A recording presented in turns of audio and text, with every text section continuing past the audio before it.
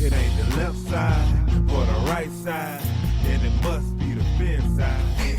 Thank you, Solo D. Welcome to another episode of On the FinSide here with Kat and Paul. Follow us on Facebook, Twitter, Spreaker, iTunes, YouTube, iHeartRadio, and Spotify. Check out our merch store on thefinside.threadless.com. And visit my Twitter handle, BrianCatNFL, as well as Paul's Fanatic, PHINATIC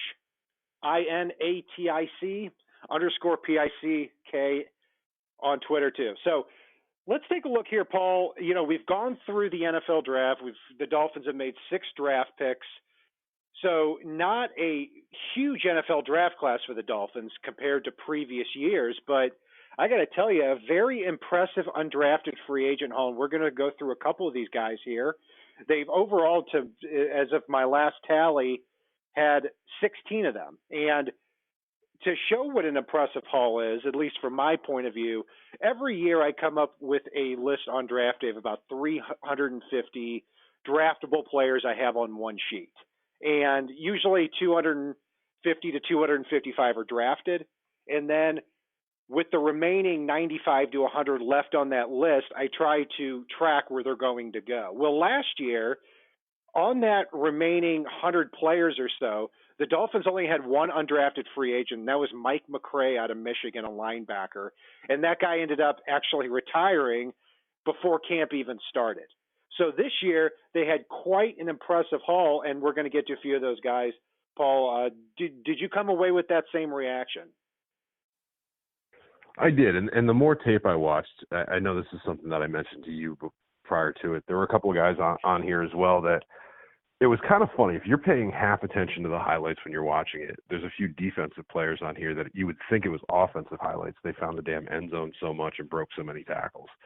So, I mean, it's really on the defensive side of the ball as much as I do like some of the offensive players that Miami seemed to knock it out of the park, which is good because, you know, they definitely need a lot of help on that side of the ball as we move forward here. Yeah, so let's start at the top here. I mean, 2 players stick out immediately, and the first one is Colorado State wide receiver Preston Williams, 6'4", 211 pounds. This was a 5-star recruit out of high school. Pro Football Focus ranked him actually the 7th best undrafted free agent, and for good reason. I mean, to review his history here, he actually went to Tennessee in 2015, 2016, caught 16 passes, 200 and something yards, got into some trouble, and transferred to Colorado State in his final year. Ended up with 96 catches, over 1,300 yards, 14 touchdowns. He's a very big receiver and separates actually pretty well and makes some contested catches too. So he can really go up and get the ball there as that big physical receiver. And in a receiving unit like the Dolphins with Jakeem Grant, Kenny Stills, Albert Wilson, that size could mean a lot there. So Preston Williams didn't work out all that well, ran a 4.55 40 time, 31.5-inch vertical, but man, he looks every bit like the NFL wide receiver. He does. I mean, I've got him as a max effort player. He's not the fastest guy, but he breaks a few tackles after he makes the catch, and he adjusts really well to the ball. If you go back and you look at his touchdown grab against Boise State, he made a beautiful over-the-shoulder catch as he almost fell over backwards to make the catch because he had to adjust so much to the ball. There's a lot of times you see him go up and catch the ball in traffic, and you see him after he catches the ball, while he's not the fastest, break tackles and manage to get away. And despite the fact that he's not the fastest, he still manages to get separation, including over the top. So, I mean, there is a lot to like with him.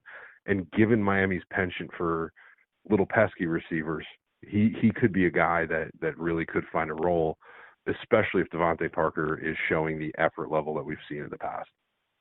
I do see him ending up battling Ricardo Lewis and Isaiah Ford for that final wide receiver spot. Big thing with him is he's probably not going to play special teams, so he's really going to have to show that potential in order to earn that roster spot.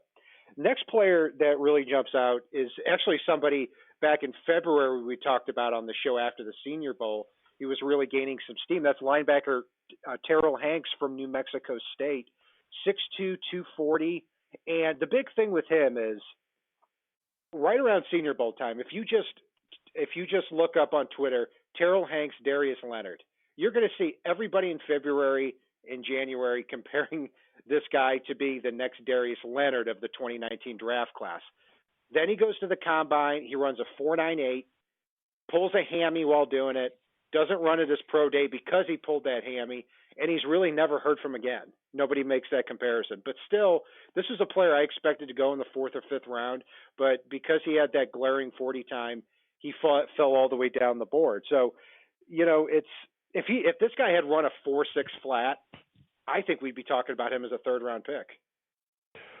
I'm going to be honest with you here. I mean, for one, he does play faster than his 40 time. But one thing for me that stands out with him is something that I kind of feel with a lot of linebackers. It's that 40 speed really shows itself if you're asking your linebackers to cover way the hell downfield or to play special teams. So he may not be the biggest special teams player in like punt coverage, but he plays smart. He plays violently.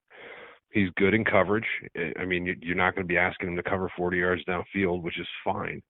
And so his play speed is adjusted well based on his reads and instincts.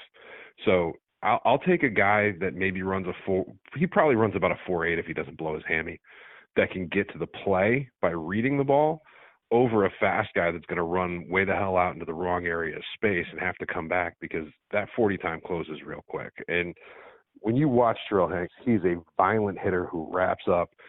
He's got good hands and makes good plays and good reads on the ball. I'm totally down with him and think he could earn a roster spot. Yeah, I think he could too. I mean, and I do care about the 40 time and that range, is even covering down the field. But I think he might even play faster than that. I mean, he's got the instincts. I don't think he plays quite as big as 240 pounds, but yeah, I mean, this is somebody who definitely showed range and instincts throughout his tenure there at New Mexico State. So, yeah, I think he's got a good chance as well.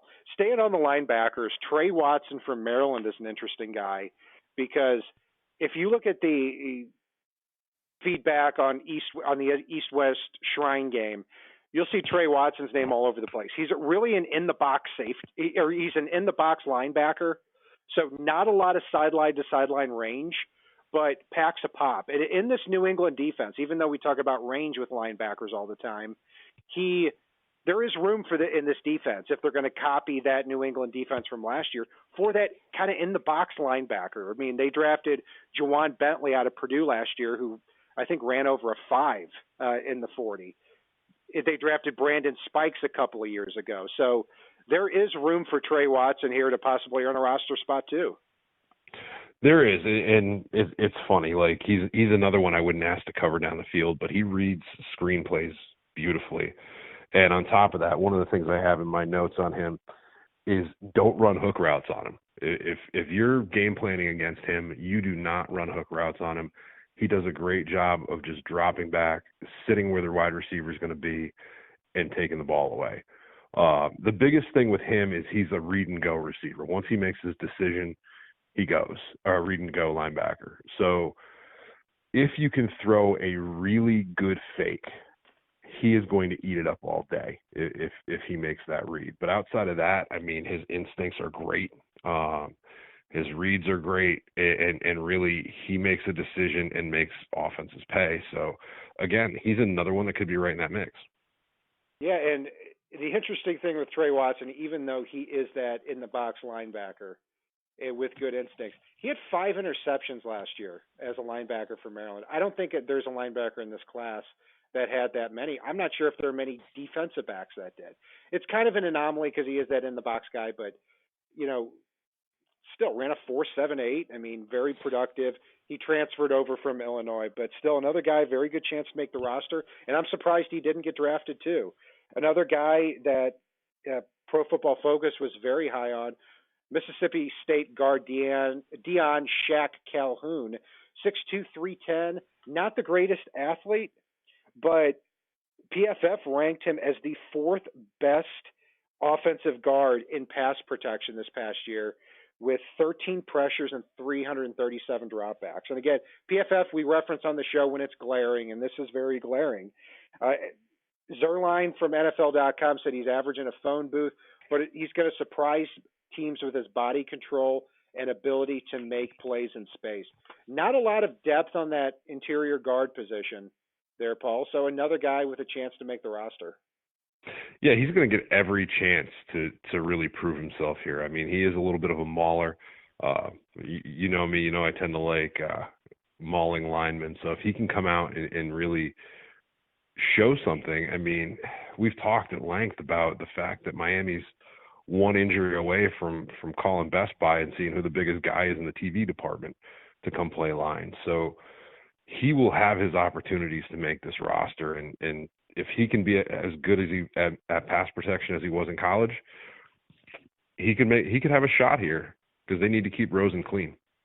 Last year it was the Walmart line, and now it's this week it's the Best Buy line. So we're just pulling people out of the retail industry to continue to go down the line there. So, and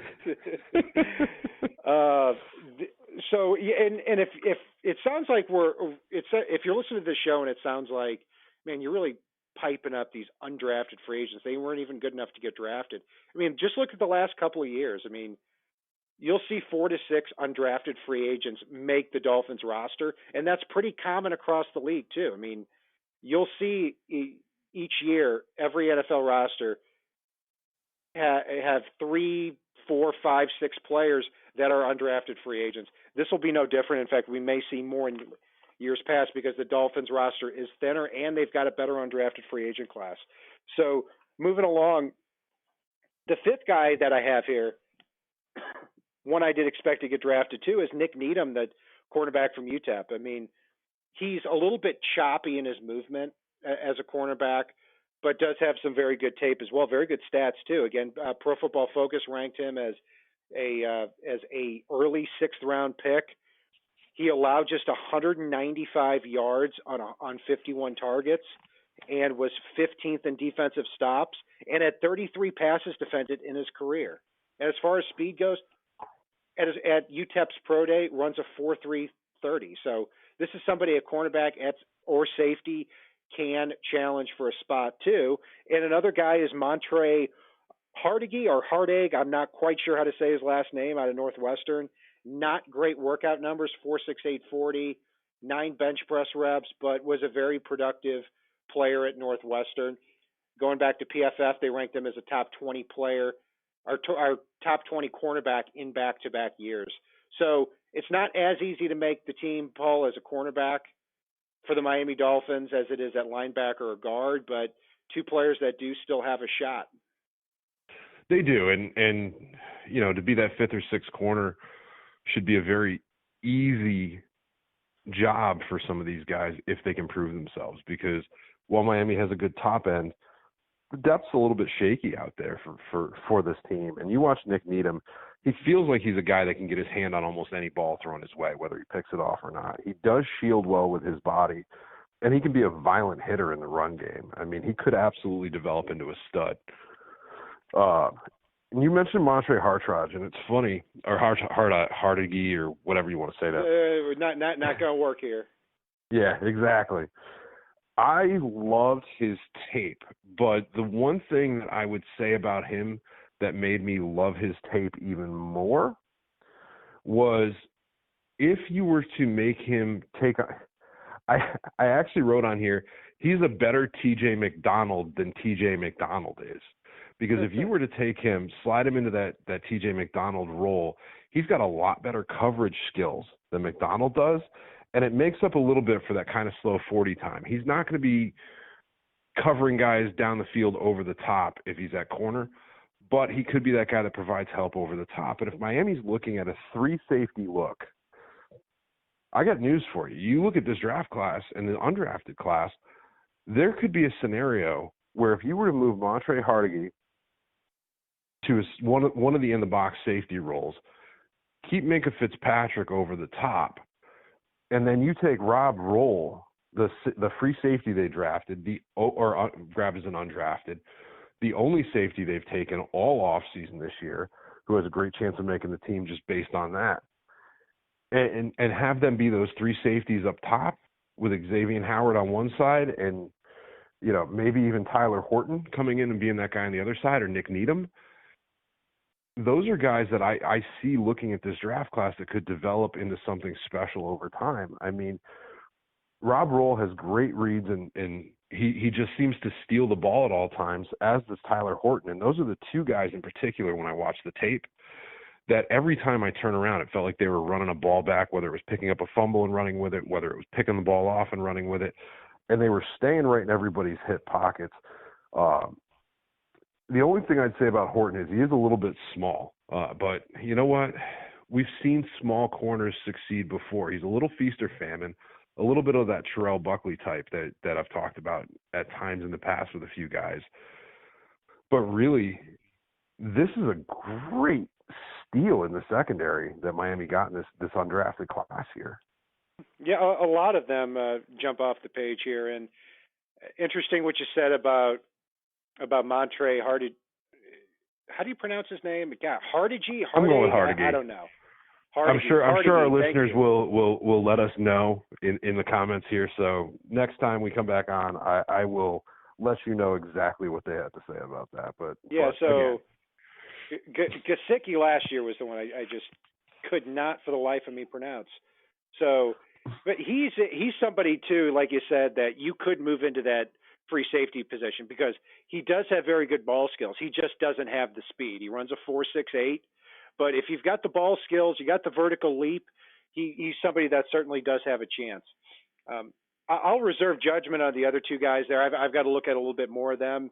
But, yeah, there are a lot of opportunities. I mean, I only see about 35 players on the Dolphins right now who you could point at and say these guys are locks to make the roster. So there's going to be a lot of opportunity. Cleaning up the rest of this list here, Trenton Irwin from Stanford. He was second in catches, second in yards for Stanford this past year, just behind J.J. Arcega-Whiteside, who was the second-round pick of the Philadelphia Eagles. So he didn't work out because he had a grade 3 ACL tear toward the end of the year, but they're confident that he's going to be able to play here during training camp. So he's somebody who's a very good route runner, like most people that come out of Stanford. So he may have an opportunity to challenge for that fifth wide receiver spot. More than likely, he's going to be facing an uphill battle, though.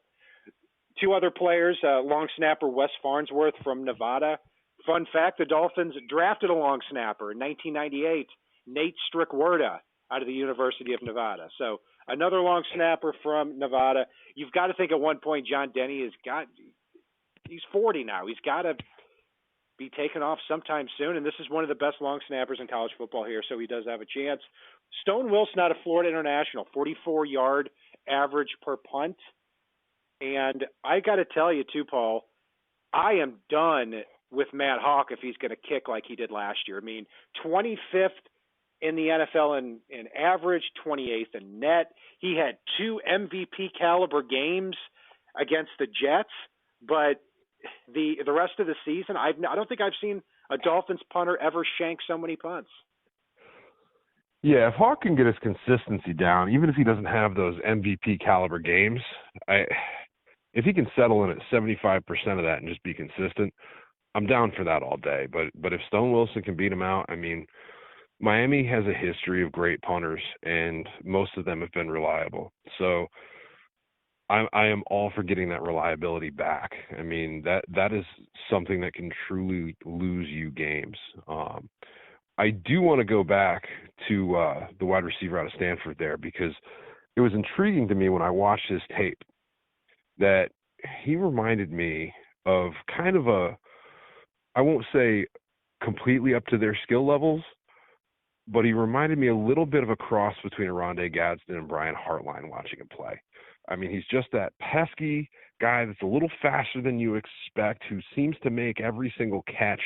He may not find the end zone a hell of a lot, but he's reliable. He's going to get you your third down conversions.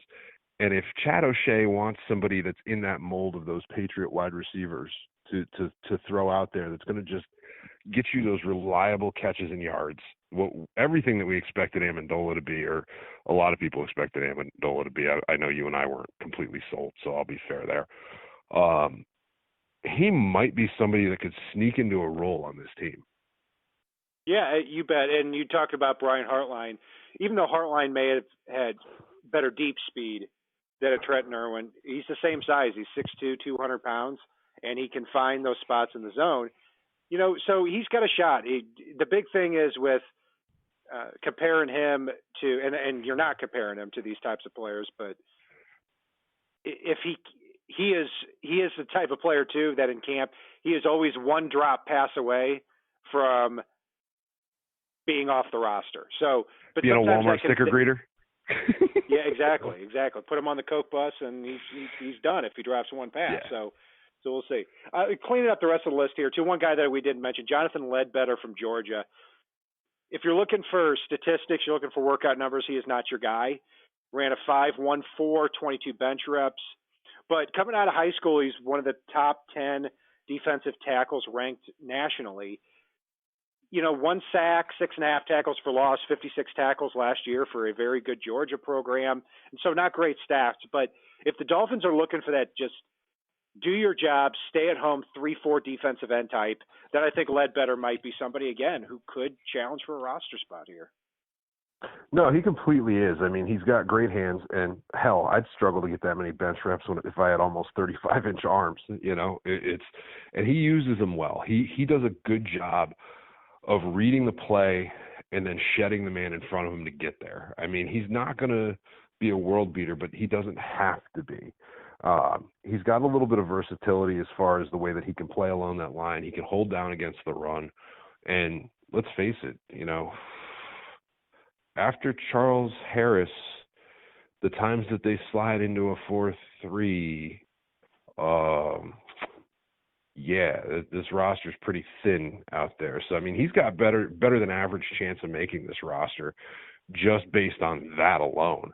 And if you look at the other defensive end that they grabbed as an undrafted, Dwayne Hendricks, he's more of an edge guy. He's got all the tools to be a pass rusher. He may need to develop on the practice squad, but he may be a guy that because he has the tools to be a pass rusher, they may stash on the active roster just based on the numbers game at defensive end and at that edge position.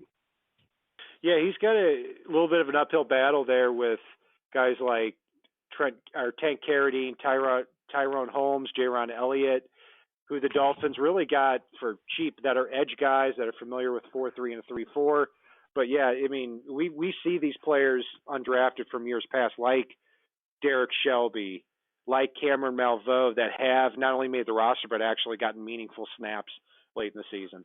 So the last couple players from Boston College, Aaron Montero, kind of a typical what you see is what you get Boston College offensive tackle. Not a great athlete, runs a 5.3 40, 19 bench reps. But Tony Pauline was pretty high on him, at least thought he was possibly a draftable kid, said in scouting circles prior to his senior season, despite being only 2-year start at Boston College, he's now getting consideration as a priority free agent. So he is somebody that was, potential late rounder earlier this year and had a pretty good year there too at Boston College. And the final guy is Ryan Anderson from Wake Forest, a center. He's 6'6", 305, so does have the size. Doesn't have a lot of great strength. And my understanding, based on what I read on journalnow.com from Wake Forest's pro day, is Pat Flaherty was down there, spent a lot of time with he and more so Phil Haynes, who was drafted in the 4th round this year, but started to coach Ryan Anderson a lot more throughout those workouts too. So at the center position, we've seen you don't need to be the biggest, you don't need to be the strongest, you just need to be one of those guys who just does their job. So, Paul, we've run through about 16 undrafted free agents here. The Dolphins may add a few more along the way. I don't know if a lot of podcasts out there can say that. So, we've kind of run the gauntlet here. Just take a shot here. Out of this list of 16, how many, if you had to pick a number, how many do you think will actually make the Dolphins' final 53-man roster? I'm going to go with 5. And this is probably the last year you're going to hear me say that because Chris Grier is doing something that, God, I've wanted the Dolphins to do for ages. He's manipulating the system to gain draft picks. I mean, you look at next year, it's going to be very hard for an undrafted to make the roster next year because they've got somewhere between 12 and 15 draft picks as it stands right now, and I fully expect them to accumulate more next year and the year after that. Yeah, finally we have a general manager, and we'll get into this more in our NFL draft show, and we've talked about it in our previous one, who is prioritizing value. And he's not only just doing it during the draft or in free agency or sitting out free agency, but he's doing it in the undrafted free agent class too. I mean, it just seemed like last year Mike Tannenbaum fell asleep at the wheel with a cheeseburger on his stomach, and I don't know what else to say about that. I mean, it was not a good undrafted free agent class. There were barely any names that I recognized. I mean, Jalen Davis came on late in the season, but not much else to speak of. I think it's going to be a different story here with this group. So that's going to do it for our breakdown of the Dolphins undrafted free agent class. You can follow us on Facebook, Twitter, Spreaker, iTunes, YouTube, iHeartRadio, and on Spotify.